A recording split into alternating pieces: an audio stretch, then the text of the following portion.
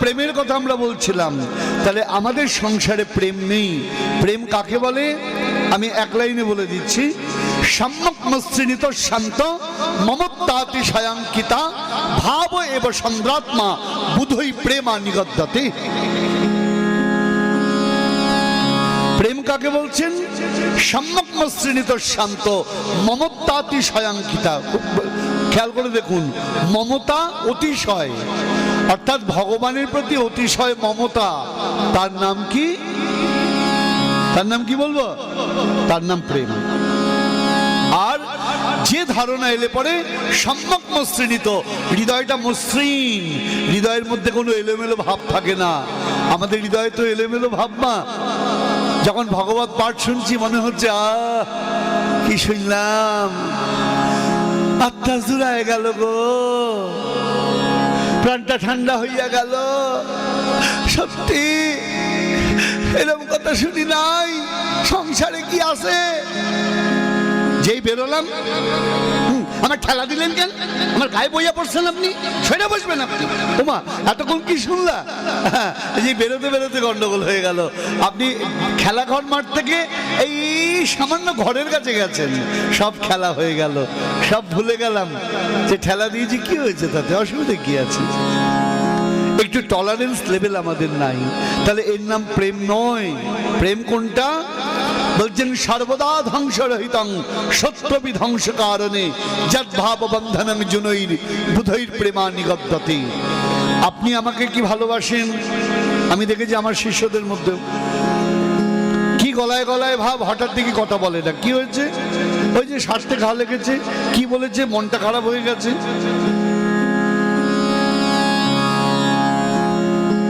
সব সময় আমার মন মতো কথা বলতে হবে, তবে আপনি আমার প্রিয়, তবে আমি আপনার প্রিয়। মনের বাইরে যদি একটু কথা হয়, হতেই পারে রে ভাই, চলতে ফিরতে মানুষের হয় না? পান থেকে চুন ঘষলেই ব্যাস অমনি প্রেমটা নষ্ট হয়ে গেল। বলে এটার নাম ভালোবাসা নয়। যেখানে খারাপ ব্যবহার হয়েও, খারাপ আচরণ হয়েও ভালোবাসাটা নষ্ট হবে না, তার নাম প্রেম। এটা এই জগতে পাওয়া যায় না। এটা কোথায় পাওয়া যায়? একমাত্র ঐশ্বর্য জ্ঞান গন্ধহীন মাধুর্য নিকেতন শ্রীধাম বৃন্দাবন। কালকে আমরা বলেছি রাধা রানীর কথা, বৃন্দাবনের ব্রজরামাগণের কথা আমরা বলেছি। কথা যে হাজার যন্ত্রণা দাও, গোবিন্দকে বলা হলো, গোবিন্দ তুমি বৃন্দাবন ছেড়ে কেন এলে? বলে দেখো, ছোট ভালোবাসা, ছোট আলো, বাতাস পেলে কি হয়? আগুন নিভে যায়। প্রদীপের আগুন ফু দেবেন, নিভে যাবে। কিন্তু যদি বড় আগুন লাগে, বাজারে আগুন লাগে, বাতাস দিলে কি হবে বাবা? আরো দাউ দাউ করে জ্বলবে। সূর্যের তাপে পুকুর শুকিয়ে যায়, ছোট ছোট জলাশয় শুকিয়ে যায়, সমুদ্র শুকিয়ে যায় কি? যায় না। তার ঢেউ তেমন। ঠিক তেমনি আমাদের ভালোবাসা অল্পতে শুকিয়ে যায়, কিন্তু ব্রজপ্রকোপিকাগণের প্রেম সমুদ্রের মতো, গোবিন্দের হাজার উপেক্ষাও তাদেরকে শুকাতে পারে নাই। তাই রাধারানী বলছেন না, মরিব মরিব সই নিশ্চয়ই মরিব, কানু হেন গুণনিধি কারে দিয়ে যাব, না পড়াইও রাধায়ঙ্গ না ভাসাইও জলে, মরিলে বাঁধিয়া রেখো তমালের ডালে। বলে পোড়ায় অঙ্গ আবার কি পোড়াবে? এই যে কৃষ্ণ বিরহে পোড়ায় অঙ্গ, আমার পোড়ায় অঙ্গ আবার কি পোড়াবে? বলে ভাষায় অঙ্গ আবার কি ভাসাবে? আমি নয়ন জলে সদা ভাসি, ভাষায় অঙ্গ আবার কি ভাসাবে? তাই মরিলে বা দিয়া রেখো তমালের ডালে। কেন রাধারানী তমাল ডালে কেন? কৃষ্ণ কালো তমাল কালো, তমাল ভালোবাসি, তমাল গাছে বসে বধূ বাজাই তো বাঁশি, বলে বাজাই তো তমাল ডালে বসে বধূ, বাজাই তো। আমাকে ছেড়ে গেছেন, আমাকে কাঁদিয়েছেন, তবু ভালোবাসা নষ্ট হয় নাই। ওই যে তমাল কালো, গোবিন্দ কালো, তাই তমাল গাছকে ভালোবাসি। তাই বলছি সখী, যদি আমি মরে যাই, আমার দেহটা ওই তমাল গাছে ঝুলিয়ে রেখো, আমি তো আর বাঁচবো না। আমাকে কি করবি জানিস?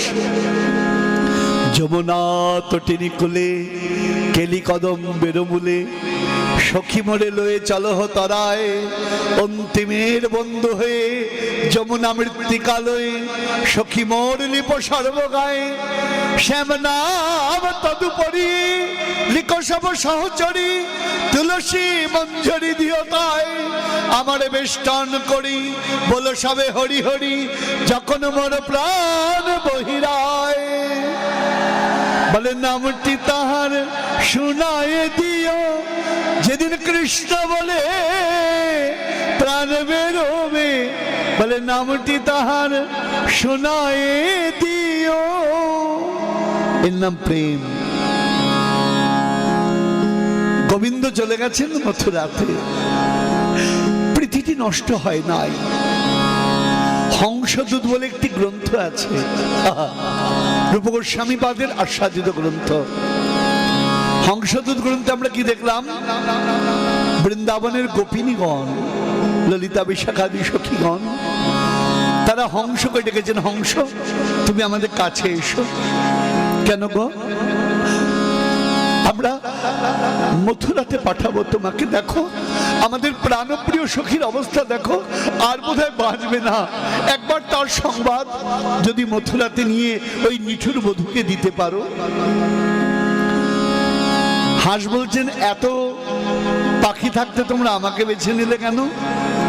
বলে দেখো তোমার গায়ের রং সাদা, আমরা কালোর কাছে এত ব্যথা পেয়েছি, কালো রঙের উপর ভরসাটা হারিয়ে ফেলেছি, তাই তোমাকে বেছে নিয়েছি। হংস বলছে আমার গায়ের রং সাদা, বকের গায়ের রঙও তো সাদা, তো তোমরা বক থেকেও তো বাঁচতে পারতে। বলে না হংস, তোমাকে বেঁচেছি কেন জানো? হংসের একটা গুণ আছে, দুধ আর জল যদি মিশিয়ে দেয়, ও জলটাকে ফেলে দিয়ে দুধটাকে টেনে নেয়। আমাদের বধূর কাছে তোমাকে পাঠাবো, আমাদের গোবিন্দ বাক চতুর, তিনি অনেক রকম কথা বলবেন, তুমি তার মধ্যে থেকে সার সত্যটা টেনে নেবে, তাই তোমাকে পাঠিয়েছি। আমি তো চিনবো না গো, আমি তো মথুরার পথ চিনি না। ও মথুরার পথ চেনো না? শোনো বলছি, যখন অক্রুর রথে করে কৃষ্ণকে নিয়ে যায়, আমাদের সকলের নয়ন জলে ওই বৃন্দাবনের মাটি ভিজে যায়। অক্রুর রথে করে ওই মাটির ওপর দিয়ে চলে যায়, চাকার মাটির ওপরে এখনো চাকার দাগ আছে। তুমি ওই চাকার পথ ধরে চলে যাবে। হংস বলছেন, তোমরা তোমাকে পাঠাচ্ছ, কিন্তু বলো তো আমি তো পাখি, আমাকে যদি মথুরার রাজপ্রাসাদে প্রবেশ করতে না দেয়, আমি রাধারানীর সংবাদ কি করে দেব তার কাছে? সখীরা বলছেন, একটা কাজ করো, যদি তোমার সভায় প্রবেশ করতে না দেয়, বলা তো যায় না, আমাদের বধূ বড় নিঠুর, যদি সভায় প্রবেশ করতে না দেয়, গোবিন্দ যে কক্ষে শয়ন করে, তুমি উড়ে উড়ে সেই কক্ষের জানলার কাছে গিয়ে একবার গাইবে, জয় রাধে শ্রী রাধে, জয় রাধে, বলো জয় রাধে। তাতে কি লাভ হবে? দেখো, রাধা রানীর সঙ্গে মিলন না হোক, রাধা নামের সঙ্গে তো গোবিন্দের মিলন হবে, এতেই আমাদের আনন্দ। এর নাম প্রেম। হাজার বিপত্তিত কৃষ্ণ প্রীতি যেখানে নষ্ট হয় না। বলছেন সর্বদা ধ্বংস রহিতং সত্যপি ধ্বংস কারণে, ধ্বংসের কারণ আছে তবুও ধ্বংস হয় না। তুমি আমার সঙ্গে খারাপ ব্যবহার করলে তবু আমি তোমায় প্রীতি করব। জগতে হয় কখন? স্বার্থ থাকলে, প্রয়োজন থাকলে, কিন্তু যেখানে বিনা স্বার্থের এই প্রীতি, তার নাম প্রেম। তাই তো রাধারানী বলছেন, সখী আমি জানি না। অসুন্দর সুন্দর শেখরবা গুণবিহীনই গুণিনাং বরবা দেশি মৈষ্যাৎ করুণাম বুধির্বা শ্যাম সেবাদ্য গতির মায়া। আজ ব্রজের কথা বলতে গিয়ে একটু বিবশ হয়ে যাচ্ছি। রাধারানীকে সখীরা জিজ্ঞাসা করছেন, হে রাধে, তুই যে গোবিন্দকে ভালোবেসেছিস, কেন ভালোবাসলি? দেখতে খুব সুন্দর। রাধারানী বলছেন, আমি জানি না। অসুন্দর সুন্দর শেখরবা, তিনি সুন্দর না অসুন্দর?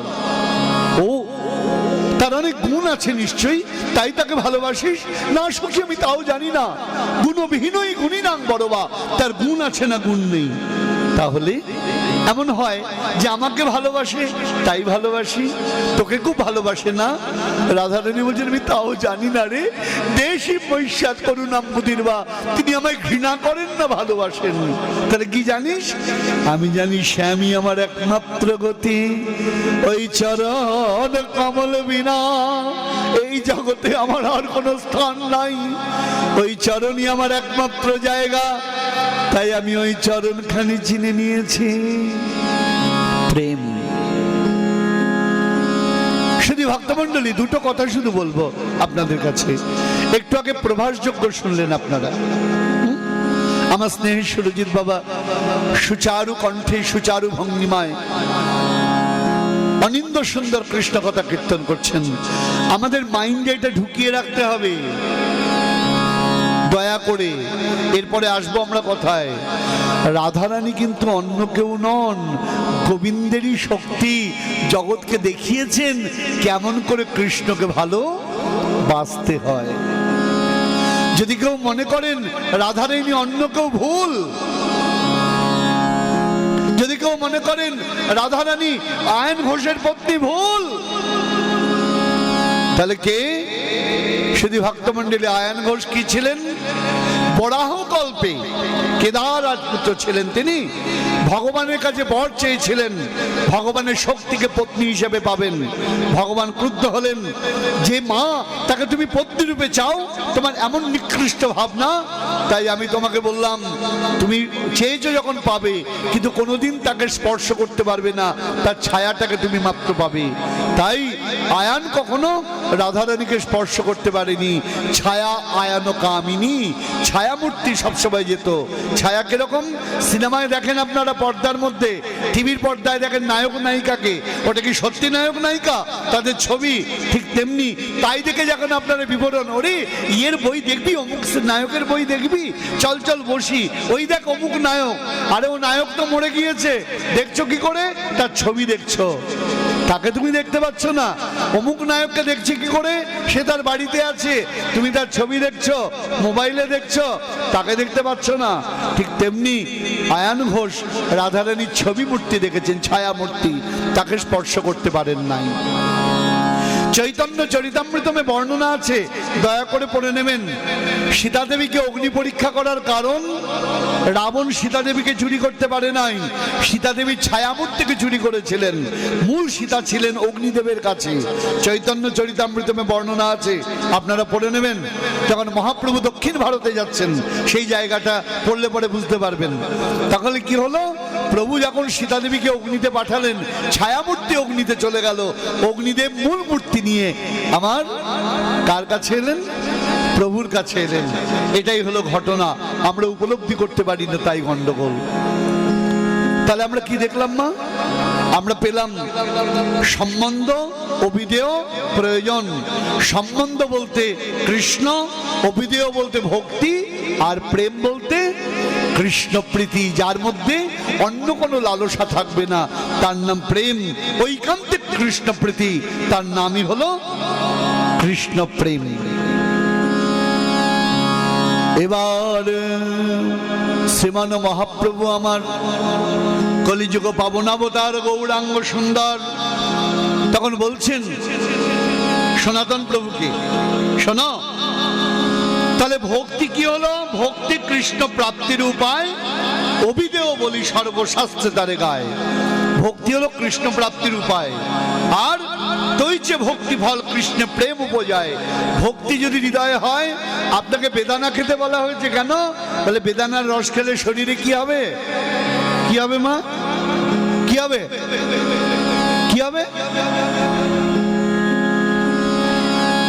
রক্ত হবে। হ্যাঁ, ঠিক আছে। তাহলে বেদানাটা রক্ত নয়। বেদানায় যদি রক্ত হতো তাহলে রক্ত দানের জায়গায় বেদানার রস ভরে গায়ের ভেতর ভরে দিত। বেদানা খেলে রক্ত হবে, সুতরাং ভক্তি হলে প্রেম হবে। তাহলে ভক্তি যদি আমি বেদানা ধরি, প্রেম হলো ব্লাড। শুধু ভক্তমণ্ডলী, প্রেম ছাড়া তাকে উপলব্ধি করা যায় না। তাই এখানে তাই বলছেন তৈচে ভক্তি ফল কৃষ্ণে প্রেম উপজায়, প্রেমে কৃষ্ণ স্বাদ হইলে ভবনাশ পায়। তা পাবোটা কাকে? শ্রীমান মহাপ্রভু বলছেন শোনো, পাবো গোবিন্দকে। তাই গোবিন্দকে আজ এত চমৎকার ব্যাপার, কৃষ্ণ আজ স্বয়ং কৃষ্ণ তত্ত্ব বলছেন। আমরা কৃষ্ণ তত্ত্ব জানতে চাই তো কে বলছেন? স্বয়ং গোবিন্দ নিজের কথা বলছেন। শ্রীকৃষ্ণ চৈতন্য অচৈতন্য জীবকে দেখে আজ স্বয়ং কৃষ্ণ তত্ত্বের কথা বলছেন। কৃষ্ণের সর্ববিচার শোনো সনাতন, অদ্বয় জ্ঞান তত্ত্ব ব্রজে ব্রজেন্দ্র নন্দন। জয় নিতাই জয় গুরু। কৃষ্ণের স্বরূপ বিচার শোনো সনাতন, এবার কৃষ্ণ তত্ত্ব বলা হচ্ছে। কৃষ্ণ তত্ত্ব কি? কৃষ্ণ তত্ত্ব হচ্ছেন, এখানে খেয়াল রাখতে হবে, পরমেশ্বর ভগবান। তার তত্ত্বটা কি? তিনি নিত্য। নিত্য কাকে বলে? শাস্ত্র বলছেন সজাতীয় বিজাতীয় ভেদ রহিতত্বম নিত্যত্বম। নিত্য কাকে বলে বাবা? কঠিন লাগছে না মা? সজাতীয় বিজাতীয় স্বগত ভেদ রহিতত্বম নিত্যত্বম। সহজ করে বলছি, সজাতীয় বিজাতীয় স্বগত ভেদ মানে কি? সজাতীয় ভেদ, বিজাতীয় ভেদ, স্বগত ভেদ, তিনটে ভেদ ভগবানের মধ্যে নাই। বলে কি কি ভেদ? প্রথমে বিজাতীয় ভেদ বলি, এই যা যা, তাড়িয়ে দিলাম। কাকে? বাড়িতে কুকুর ঢুকেছিল তাকে দাঁড়িয়ে দিলাম। কুকুর হলো পশু জাতি, আমি হলাম মনুষ্য জাতি, বিজাতীয় ভেদ, তাড়িয়ে দিলাম। ও বিমলদা এদিকে আসুন, কমলদা এখানে রয়েছে। তাহলে কমল মানুষ, বিমল মানুষ, মানুষে মানুষে সজাতীয় যে ভেদ তার নাম সজাতীয় ভেদ। আর স্বগত ভেদ কিরকম? দিদি পাঠ শুনবার যাইবেন না? না গো দিদি আর কইবেন না, সকাল থেকে মাথাটা যে ধরছে। কেড়ায় ধরছে তা তো কইতে পারি না, মাথায় ধরছে, আমি পাঠ শুনতে জানুম না। আরে পাঠ শুনতে যাবেন পায়ে হেঁটে, মাথার সঙ্গে সম্পর্ক কি? এই তো ব্যাপার। তাহলে একই দেহের মধ্যে ভাগ আছে। কোনো বাচ্চাকে যদি বলেন বাচ্চা তোমার জিভ কোনটা, আপনি জিভটা বের করে করে দেখাবে। তাহলে বাচ্চার জিভটা কি বাচ্চা নয়? জিভটা বাচ্চার অঙ্গ। তাহলে অঙ্গের অঙ্গের যে পার্থক্য তার নাম কি? স্বগত ভেদ। তাহলে তিনটে ভেদ পেলাম, সজাতীয় বিজাতীয় স্বগত ভেদ। ভগবানের মধ্যে তিনটে ভেদ নাই। এই তিনটে ভেদ যার নাই তিনি হলেন নিত্য। এবার কি বলছেন খেয়াল করে দেখুন শুধু ভক্তমণ্ডলী, এখানে আমরা খুব সংক্ষেপে আস্বাদন করছি। ভগবান কিরকম উল্লেখ করছেন? জ্ঞান যোগ ভক্তি তিন সাধনের বসে ব্রহ্ম আত্মা ভগবান ত্রিবিধ প্রকাশে। ভগবান এক, ভগবানে কোনো দ্বিতীয় নেই। তাহলে আমরা বিভিন্ন রূপে ভগবানকে দেখি কেন? আমি এর আগে বলেছি, আপনাদের আজও বলছি। এখানে বলছেন জ্ঞানযোগ ভক্তি তিন সাধনের বসে ব্রহ্ম আত্মা ভগবান ত্রিবিধ প্রকাশে। ব্যাপারটা কিরকম? জল, জল যদি ফ্রিজের ডিপ ফ্রিজে ভেতরে রেখে শক্ত হয়ে যায় তখন তাকে জল বলেন কি? কি বলেন মা? বরফ। আচ্ছা, বরফটা বের করলে যখন পাতলা হয়ে যায় তখন তাকে বরফ বলেন কি? কি বলেন? জল। আবার জল যখন গরম বসান চা করবেন বলে, হ্যাঁ, যখন উবে যায় জলটা তখন তাকে কি বলেন? বরফ বলেন নাকি জল বলেন? বাষ্প। বলি কি না? তাহলে একই জল, তার তিনটে অবস্থার নাম। একটা শক্ত হলে বরফ, তরল হলে জল, আর বায়বীয় হলে বাষ্প। ঠিক তেমনি বলছেন জ্ঞানী তিনি কি পান? ব্রহ্মকে। যোগী কাকে পান? পরমাত্মাকে। আর ভক্ত কাকে পান? ভগবানকে। তিনজন কি আলাদা? বলে না, তিনজনই এক। বলছেন ব্রহ্মকে শুধু ভক্তমন্ডলী একই বলেছি, এক লাইনে বলবো। বলছেন বড়হা পিরা বিরামং মৃগমত তিলকং কণ্ডলাক্রান্ত গণ্ডং কঞ্জাক্ষম কম্বুকণ্ঠম স্মিত সুবব মুখম স্বাদনস্তবেনুম শ্যামং শান্তং ত্রিভঙ্গম রবিকর বসনং ভূষিতং বৈজয়ন্ত্য়া বন্দে বৃন্দাবনস্থং যুবতী শতবৃতম ব্রহ্ম গোপাল বেশম। তাহলে ব্রহ্মকে? গোবিন্দই ব্রহ্ম, তিনি বিরাট। বুঝলাম কি করে? যখন গীতায় আমরা দেখলাম তিনি বিশ্বরূপ দর্শন করাচ্ছেন কাকে? অর্জুনকে। উপলব্ধি করলাম তিনি ব্রহ্ম, আবার তিনি পরমাত্মন। কি করে? কৃষ্ণায় বাসুদেবায় হরয়ে পরমাত্মনে প্রণত ক্লেশ নাশায় গোবিন্দায় নমো নমঃ। তাহলে গোবিন্দ কি হলেন এখানে? কৃষ্ণায় বাসুদেবায় হরয়ে পরমাত্মনে। ব্যাখ্যা করার সময় নেই, আমরা অন্যদিকে যেতে হবে, অনেক দূরে। আর ভগবান কখন? ভক্তিতে তিনি ভগবান। বলছেন সাপ যখন কুণ্ডলী পাকিয়ে শুয়ে রয়েছে, ব্রহ্ম যখন চলতে আরম্ভ করেছে তখন ভগবান। যখন লীলা কার্য করছেন তখন তাকে আমরা কি বলি? পরমেশ্বর ভগবান। ঐশ্বর্যস্য সমগ্রস্ব বীর্যস্ব যশস্শ্রিয় জ্ঞান বৈরাগশ্চৈব সন্না ভগৈতি শ্রিতা। ভগবান তাহলে অনাদির আদি প্রাণ গোবিন্দ। আমরা কি দেখলাম? তিনি ব্রহ্ম, তিনি পরমাত্মা ভগবান। এবার এই যে পরম ব্রহ্ম ভগবান পরমেশ্বর, তার কিছু শক্তির প্রকাশ আপনাদের কাছে বলবো। যদি ভক্তমণ্ডলী এবার মাথা ব্যথা করতে পারে, আগেই বলে দিচ্ছি কিন্তু, কারণ কৃষ্ণ তত্ত্ব কিন্তু বড়ই দুর্গম। খুব ঠান্ডা মাথায় যদি না ভাবেন তাহলে কিন্তু তাকে উপলব্ধি করা যাবে না। আমি শুধু বলে যাচ্ছি, আপনারা শুনে যান। জানি না উপলব্ধি কতটা করতে পারবো, কারণ আমার মতো জন আমি উপলব্ধি করতে পারি না। বলছেন পরম ব্রহ্ম ভগবান অনাদির আদি গোবিন্দ, তার তিনটে রূপ। কয়টা রূপ বাবা? তিনটে। বলে কি কি? বলছেন স্বয়ং রূপ, তদেকাত্মরূপ আর আবেশ রূপ। খুব খেয়াল করে দেখবেন, স্বয়ং রূপ, তদেকাত্মরূপ আর আবেশ রূপ। বলছেন স্বয়ং রূপ কাকে বলা হচ্ছে? বলছেন অন্যনাপেক্ষী যদ্রূপং তৎ স্বয়ং রূপং স উচ্যতে। অন্যনাপেক্ষী যদ্রূপং, ব্যাপারটা বোঝা যাবে না, আগে বলে দিচ্ছি। ধরুন, আবার বলছি, গোবিন্দের সঙ্গে তুলনা করবেন না দয়া করে। আমি আমাদের বোঝার সুবিধার জন্য বলছি।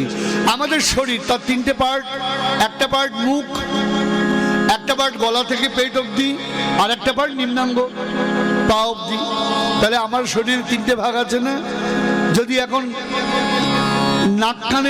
নাকে ব্যথা হয়, কানে ব্যথা হয়, গলায় প্রবলেম হয়, আপনি কি হার্টের ডাক্তার দেখাবেন?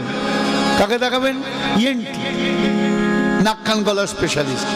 আপনার যদি হার্টের বুকের ভেতরে প্রবলেম হয়, আপনি কি আই স্পেশালিস্ট দেখাবেন নাকি? তখন তাকে দেখাবেন কার্ডিওলজি। আপনার যদি পায়ে ব্যথা হয়, হ্যাঁ, আপনি কাকে দেখাবেন? তখন কি হার্টের লোককে দেখাবেন? বলছেন না, তখন হাড়ের ডাক্তারকে দেখাবেন, অর্থোপেডিক। তাহলে একই আপনি তিনবার তিন ডাক্তারের কাছে যাচ্ছেন কেন? তিন রকম অঙ্গের জন্য। অঙ্গটা তো একটাই। এখানে ভগবানের তিনটে স্বরূপ কি বলা হচ্ছেন?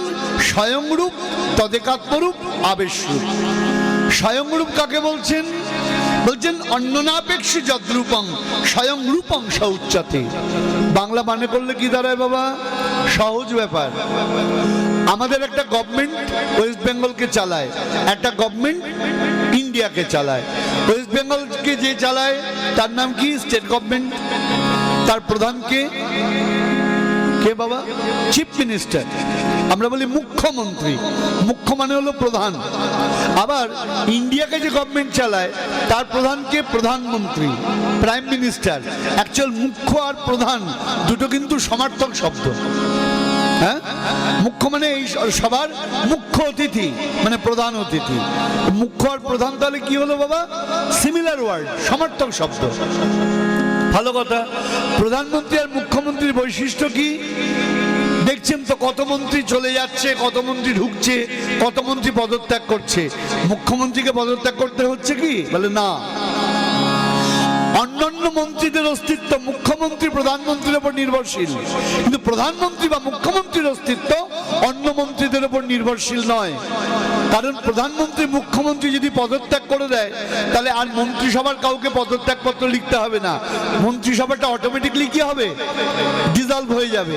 কিন্তু অন্য মন্ত্রীরা যদি সরে যায়, একজন যাবে একজন আসবে।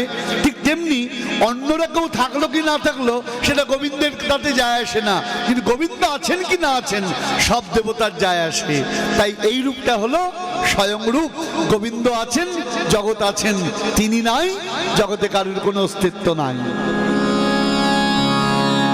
এটার নাম কি বাবা? স্বয়ং রূপ। এরপর বলছেন তদেকাত্মরূপ। তদেকাত্মরূপ কাকে বলছেন? যদ্রূপং তদ্ভেদেন স্বরূপেণ বিরাজতে আকৃত্যাভিরণ্যাদিক সতদেকাত্মরূপক। বলে সে আবার কিরকম? বলছেন একই স্বরূপ, ভিন্ন মাত্র কায়। আদ্যকায় বুহ কৃষ্ণ লীলার সহায়। জয় নিতাই জয় গৌর। একটু খেয়াল করে দেখুন, আমাদের মুন্ড রয়েছে, দেহ থেকে যদি মুন্ডটা বাদ দিয়ে যান, দেহটাকে আর চলবে? চলবে না। একটা হাত চলে যাক, বাঁচবেন। পা চলে যাক, বাঁচবেন। তাহলে কি হচ্ছে? এই দেহটা এর উপর নির্ভরশীল, তাই না?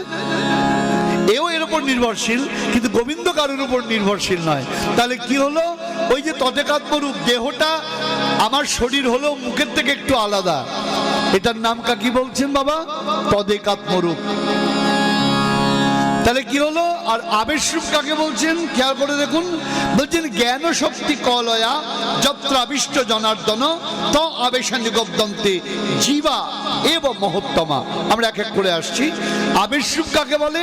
ভগবান যখন নিজের শক্তি অল্প পরিমাণে কাউকে দিয়ে দেন, তখন তাকে বলা হয় আবেশরূপ।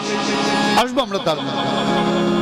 ঘড়ির কাটা ভালো করে দেখে নিলাম, হিসাব করে চলতে হবে, কারণ মেপে আজকে আমাদের চলতে হবে। কিন্তু কারণ আপনাদের আগেই বলেছি, ইচ্ছা করে না এরকম সুন্দর স্থান এত তাড়াতাড়ি করে ছেড়ে যেতে। পরবর্তী অনুষ্ঠান আছে, আবার আমারও একটা বহু দূরে যেতে হয়, এই দিনেই পরে যাত্রাটা, তাই বাধ্য হয়ে কিছুটা দ্রুত এগোতে হচ্ছে। তাহলে কি হলো বাবা? এই তদেকাত্মরূপ তার আবার দুরকম ভাগ। কিরকম ভাগ? বলছেন বিলাস এবং সাংস। যায়নি তাই খেয়াল করুন, স্বয়ং, তদেকাত্ম, আবেশ। তদেকাত্মর দুই ভাগ কি কি? বলছেন বিভাস, বিলাস এবং সাংস। বিলাস কাকে বলে? এখানে বলছেন বিলাস আবার দুই প্রকার, প্রাভব, বৈভব বিলাস। বৈভব বিলাস হচ্ছেন বলদেব, আর প্রাভব বিলাসকে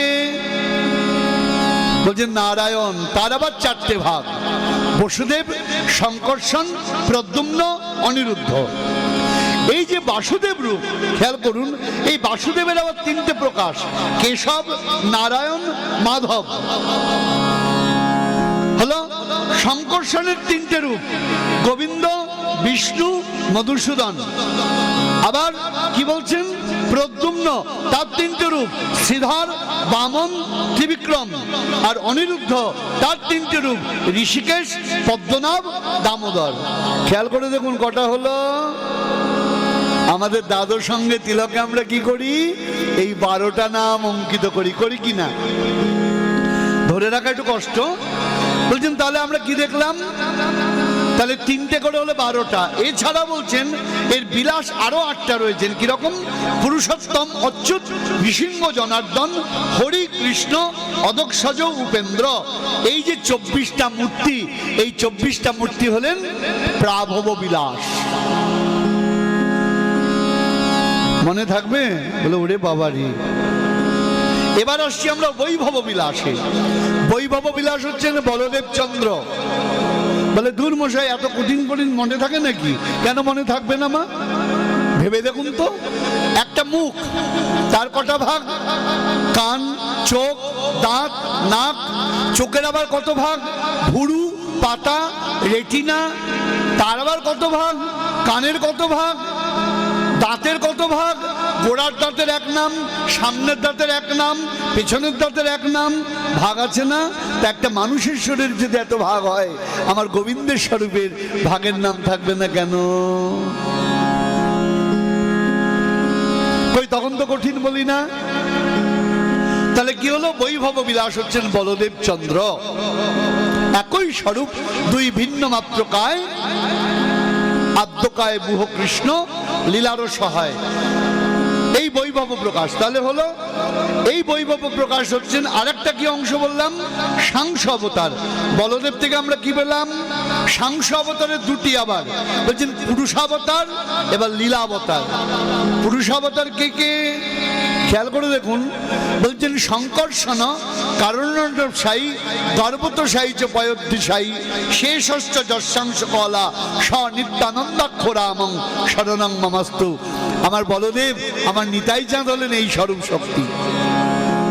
কিরকম? পুরুষাবতার। কারণসায়ী বিষ্ণু, তিনি কে? বলছেন মায়াতে ইক্ষণ প্রদান করলেন। কিরকম? চুনের মধ্যে জল দিলে পরে যেমন চুনের মধ্যে বক বক বক বক বক বক আওয়াজ হয়, চুনটা আলোড়িত বিলোড়িত হয়, ভগবান তেমন প্রকৃতিতে ইক্ষণ করায়, প্রকৃতির আলোড়ন বিলোড়ন হয়ে এই জগৎ সৃষ্টি হয়েছে। তিনি কে? তিনি হচ্ছেন কারণার্ণবসায়ী বিষ্ণু। তারপর কি? এই কারণার্ণবসায়ী বিষ্ণুর আবার অবতার আছে, আমরা পরে আসব। তারপর কি বলছেন? গর্ভতসায়ী বিষ্ণু, তিনি কে? আমাদের প্রত্যেকের ভেতরে অন্তর্যামী রূপে ভগবান রয়েছেন, পরমেশ্বর রয়েছেন। তিনি কে? ক্ষীরব্দিসায়ী বিষ্ণু। গর্ভতসায়ী বিষ্ণুকে, যার নাভিকমল থেকে ব্রহ্মার উৎপত্তি হয়েছে। তাহলে কজনকে পেলাম? কারণার্ণবসায়ী, গর্ভতসায়ী, পয়োদ্ধিসায়ী, আর শেষ যিনি এই পৃথিবীকে ধারণ করে রেখেছেন। দেখুন, আমরা বলি মাধ্যাকর্ষণ সূত্র কে আবিষ্কার করেছে বাবা? বলো তো, মাধ্যাকর্ষণ সূত্র কে আবিষ্কার করেছেন? Isaac Newton. সবাই তাই বলবে।